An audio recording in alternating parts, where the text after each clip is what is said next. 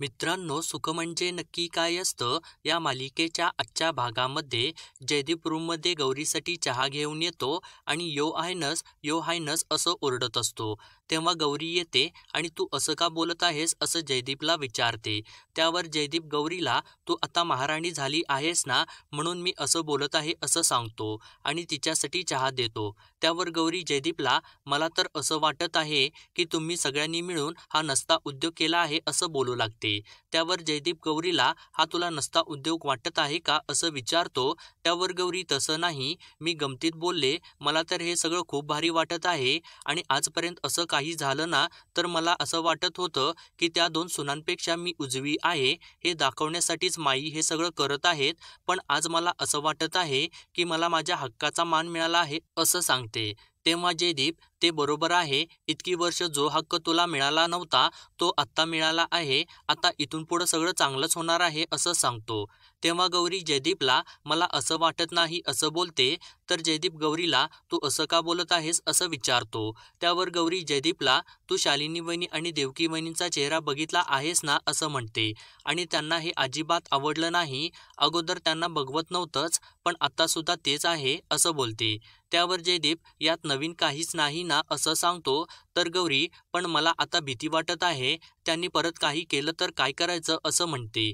तेव्हा जयदीप, त्यांना जे काही करायचं आहे ते करू देत, पण आपण त्यांच्या कोणत्या सुद्धा गोष्टीला बळी नाही पडायचं असं सांगतो. तेव्हा गौरी, पण त्यांना डिवचल्यासारखं झालं आहे, मला यातलं काही सुद्धा नको आहे असं सांगते.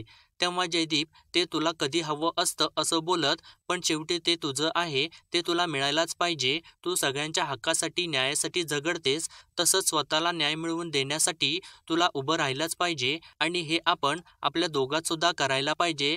जरी आपलं एकमेकांच्या वरती प्रेम असलं ना तरी सुद्धा जी गोष्ट तुझी आहे ती तुला मिळायलाच पाहिजे आणि जर ती गोष्ट मी घेतली ना तर तो तुझ्यावरती अन्याय होईल आणि मी वाईट ठरेन असं सांगतो.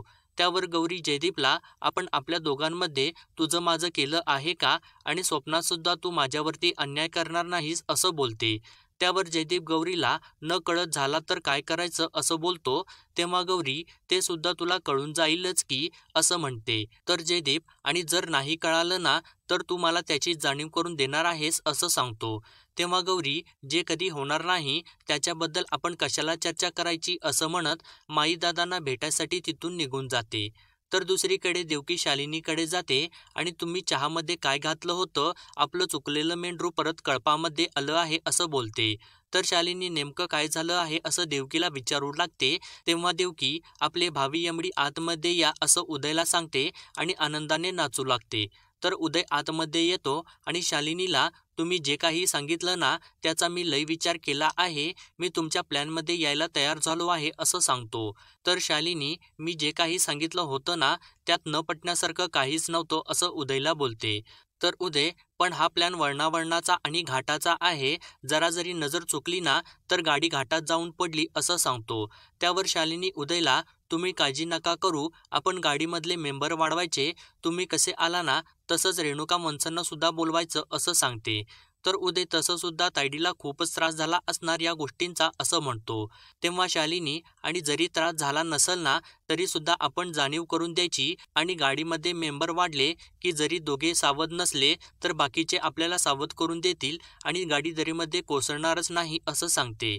तर उदय शालिनीला आपल्या प्लॅनमधली पहिली चाल काय असणार आहे असं विचारतो. त्यावर शालिनी, सगळ्यांना जमवायचं आणि जसं माईदादांनी गौरीचा सत्कार केला ना तसाच आपण सुद्धा करायचा असं बोलते.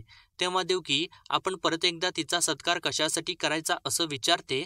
तेव्हा शालिनी, जयदीप भाऊजींचे एक एक अधिकार गौरीजवळ जेव्हा जातील ना तेव्हा आग लागायला सुरुवात होईल आणि कुठल्या सुद्धा नवऱ्याला आपली बायको किती पण शिकलेली असली ना तरी सुद्धा आपल्या पुढे गेलेली आवडत नाही असं सांगते. त्यावर उदय शालिनीला, हे तुम्ही अगदी बरोबर बोललात असं म्हणतो. तर देवकी, मी कधी तुमच्या पुढे गेले आहे असं उदयला म्हणते. तेव्हा उदय देवकीला, आणि तू जाऊ सुद्धा नकोस, नाहीतर स्वतः पण पडशील आणि मला सुद्धा पाडशील असं म्हणतो. आणि शालिनीला, आता आपण पुढं काय करायचं आहे ते तेवढं सांगा असं बोलतो. तेव्हा शालिनी, आता तुम्ही रेणुमंच आणि दाजींना फोन करून बोलावून घ्या आणि बाकी सगळ्यांना सुद्धा सांगा, त्यापुढे जे काही होणार आहे ते शालिनीवरती सोडा असं बोलते. तर त्यानंतर ठरल्याप्रमाणे उदय सगळ्यांना बोलावून घेतो. तेव्हा दादा उदयला आम्हाला सगळ्यांना इथे कशासाठी बोलावलं आहे असं विचारतात. इतक्यात शेखरदाजी आणि रेणू तिथं येतात. तर रेणू आता कसली मीटिंग आहे, आता कोणाचा सत्कार समारंभ राहिला आहे असं विचारते. तेव्हा माई आम्हालाच काही माहिती नाही, तर तुला काय सांगणार असं बोलतात. तेव्हा जयदीप आणि गौरी तिथं येतात. तर शालिनी गौरीला घेऊन आपल्या जागेवरती बसायला सांगते. त्यावर गौरी आता हे तुमचं काय नवीन चाललं आहे असं शालिनीला विचारते. त्यावर शालिनी आता सगळं नवीनच चाललं आहे ना, जावेचे एकदम ननंदच झाला आहे तुम्ही असं गौरीला बोलते. तेव्हा माई जयदीपला तू असं का उभा राहिला आहेस, बस की इथं असं म्हणतात आणि उदयला बाजूला सरकायला सांगतात. त्यावर शालिनी माईंना असू देत की जरा वेळ तो तिथं उभा राहिला तर काय होणार आहे असं म्हणते. त्यावर माई शालिनीला तू अरे तुरे कोणाला बोलत आहेस, जरा तोंड सांभाळून बोल की असं म्हणतात.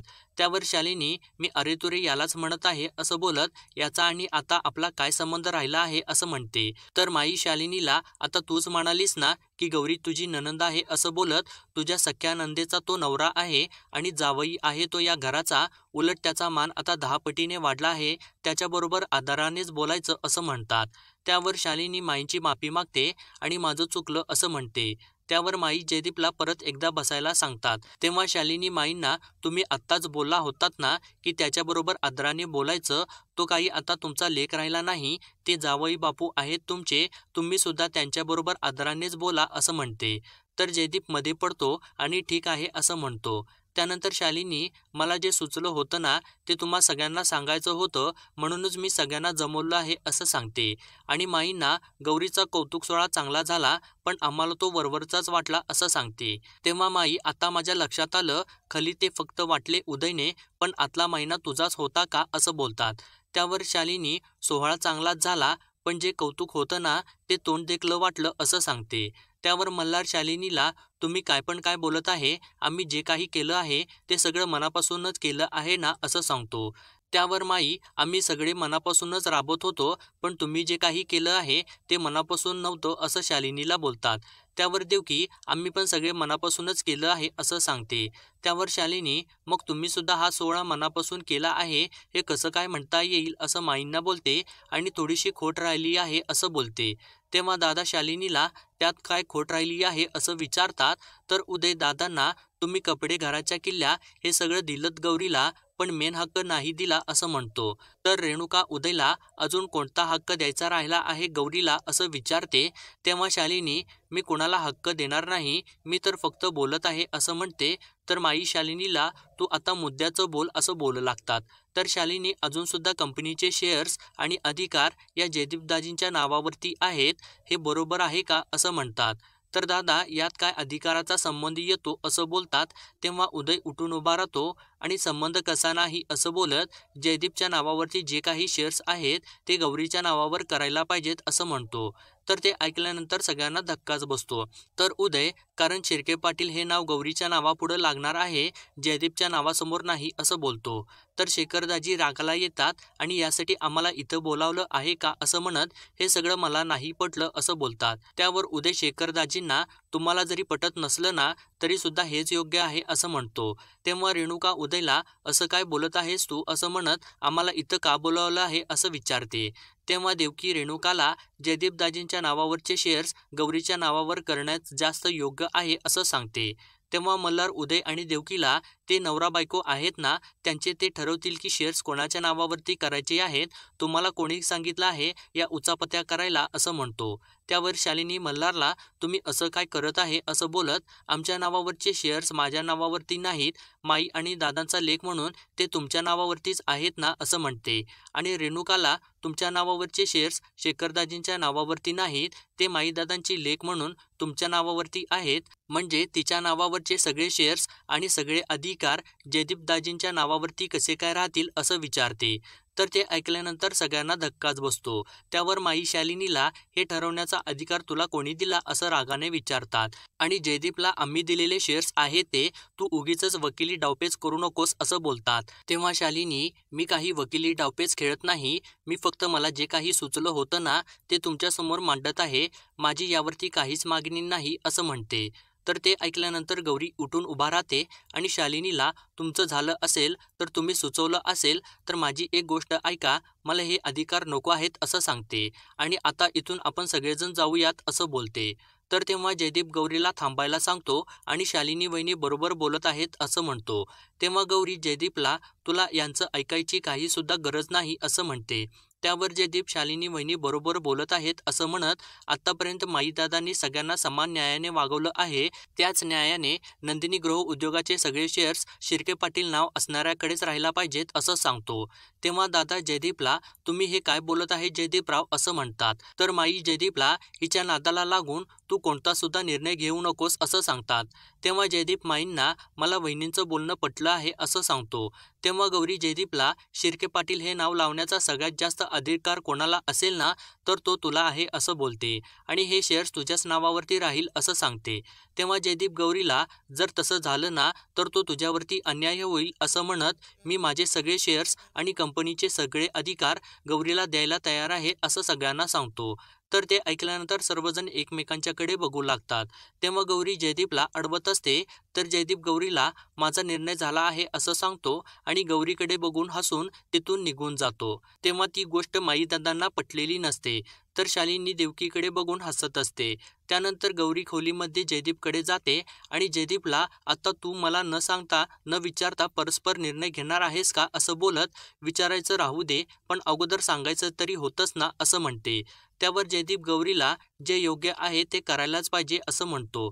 तर गौरी जयदीपला मी तुला म्हणाले होते ना की काही सुद्धा झालं तर आपल्यामध्ये काहीच फरक पडणार नाही असं म्हणते आणि तू विसरला आहेस का की कंपनीचे शेअर्स तुझ्या नावावरती असले किंवा माझ्या नावावरती असले तर त्याने काय फरक पडणार आहे असं बोलते.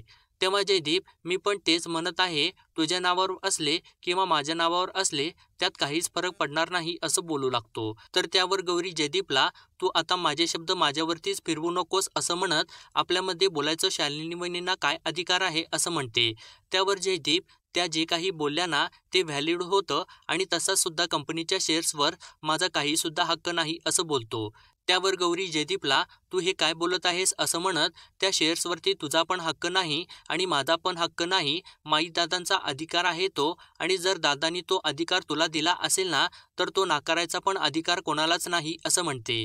त्यावर जयदीप गौरीला आज जर हे का शालिनी वहिनीच्या मनात आलं आहे ना तर ते उद्या रेणुकाताईच्या सुद्धा मनात येऊ शकेल आणि आतापर्यंत आलं सुद्धा असेल असं बोलतो. तेव्हा गौरी जर मुद्दामून त्यांच्यासमोर हा विषय काढला ना तर रेणुकाताईंच्या मनात हा विचार येऊच शकतो असं बोलते. तेव्हा जयदीप गौरीला शेखरदाजी या घराचे थोरले जावई आहेत पण त्यांच्या नावावर कोणतेही शेअर्स नाहीत आणि माझ्या नावावर कंपनीचे 50% शेअर्स आहेत, ते बरं दिसतं का? तो माणूस मनाने खूप चांगला आहे पण हळूहळू त्याच्या मनात सुद्धा ही गोष्ट येऊ शकते, त्यांना ते वाईट वाटणार नाही का असं समजावून सांगतो. त्यावर गौरी जयदीपला त्यांना काय वाईट वाटणार आहे, हा निर्णय तर आपण नाही घेतला ना, तो निर्णय तर बदलायचा असेल ना तर तो त्यांनी बदलावा, शालिनी वहिनी कोण आहेत बदलणाऱ्या असं म्हणते. त्यावर जयदीप शालिनी वहिनींना बोट ठेवायची सुद्धा आपण जागा द्यायची नाही, आज जर आपण त्यांचं ऐकलं नसतं तर ती गोष्ट रोज बोलल्या असत्या, आता त्यांची तोंड कशी बंद होतात ते बघ असं म्हणतो. त्यावर गौरी जयदीपला तुला असं कसं काय कळत नाही, ते अजून काहीतरी शोधून काढतील, त्या गप्प बसणाऱ्यातल्या नाहीत असं म्हणते. त्यावर जयदीप ते काही पण असू देत पण हा विषय आता माझ्यासाठी इथेच संपला असं सांगतो. त्यावर गौरी जयदीपला आता तर हा विषय चालू झाला आहे ना, तो विषय आता कुठे जाऊन संपल काय माहिती असं बोलू लागते. तर दुसरीकडे शेखरदाजी माई आणि दादांना मला तर असं वाटत आहे या कंपनीचा कारभार जयदीपरावांनीच सांभाळावा असं बोलत असतात आणि शालिनी वहिनींचं काय मत आहे याला काही पण अर्थ नाही, मुळात कंपनीचा कारभार कोणी सांभाळायचा हे सांगण्याचा अधिकार तुम्हा दोघांचा आहे ना असं बोलतात. त्यावर दादा शेखरदाजींना मी तुमच्या मताशी सहमत आहे असं बोलत जयदीपरावांनी चांगला जम बसवला आहे आणि आता आपण त्यात ढवळाढवळ करायला गेलो तर ते अंगलट सुद्धा येईल असं म्हणतात. त्यावर माई दादांना तुम्हाला कळत नाही, त्या शालिनीनं ही खेळी मुद्दामून खेळली आहे, तिला वाटत आहे गौरीला ही जबाबदारी पेलणारच नाही आणि जर आपण आता हे केलं नाही तर आपल्या गौरीची किंमत कमी होईल आणि ते तर मला अजिबात नाही चालणार असं सांगतात. त्यावर दादा माईंना मला गौरीबाईंच्या विषयी काहीच म्हणायचं नाही पण जयदीपरावांना काय वाटेल याचा विचार केला आहे का असं म्हणतात. तेव्हा माई दादांना मुळात जयदीपला कंपनीचा अधिकार पैसा यात काही सुद्धा रस नव्हता.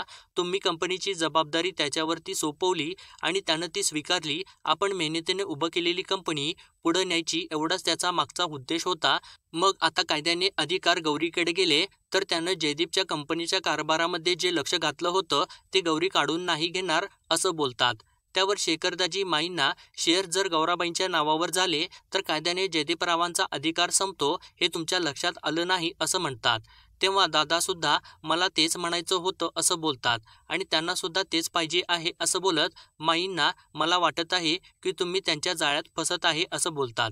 त्यावर माई मला तर तसं वाटत नाही असं बोलत शेखरदाजींना शेअर्सच्या अदलाबदलीमुळे आपल्या कंपनीत आणि घरामध्ये काही सुद्धा फरक पडणार नाही. जयदीप आणि गौरीचं एकमेकांच्या वरती खूप प्रेम आहे. त्यांच्या नात्यावर त्यांच्या प्रेमावर मला पूर्ण विश्वास आहे. असं काही सुद्धा होणार नाही असं सांगतात. तर मित्रांनो पुढील भागामध्ये आपण पाहणार आहोत उदय जयदीपला तू खरंच ठरवलं आहेस का की तुझ्या नावावरचे शेअर्स गौरीच्या नावावरती करायचे असं विचारतो. त्यावर जयदीप हो असे सांगत गौरी तयार होत नाही असं बोलतो. त्यावर उदय जयदीपला जर तिची इच्छा नसेल तर शेअर्स माझ्या नावावरती करून टाक असं जयदीपला सांगतो. तर त्यानंतर जयदीप गौरीला ही गोष्ट सांगतो. तर गौरी जयदीपला माई दादांनी ही कंपनी स्वतःच्या घामाने उभारली आहे आणि ती जर चुकीच्या माणसाच्या हातामध्ये गेली तर काय होईल असं म्हणते. तर त्यानंतर सर्वांच्या समोर वकील येऊन जयदीपच्या सह्या घेतात आणि कंपनीचे शेअर्स गौरीच्या नावावर करण्यासाठी गौरीच्या सुद्धा सह्या घेतात. तेव्हा गौरी स्वतःची सही गौरी शिंदे अशी करते. तर मित्रांनो असेच डेली अपडेट पाहण्यासाठी आपल्या चॅनलला सबस्क्राईब करा.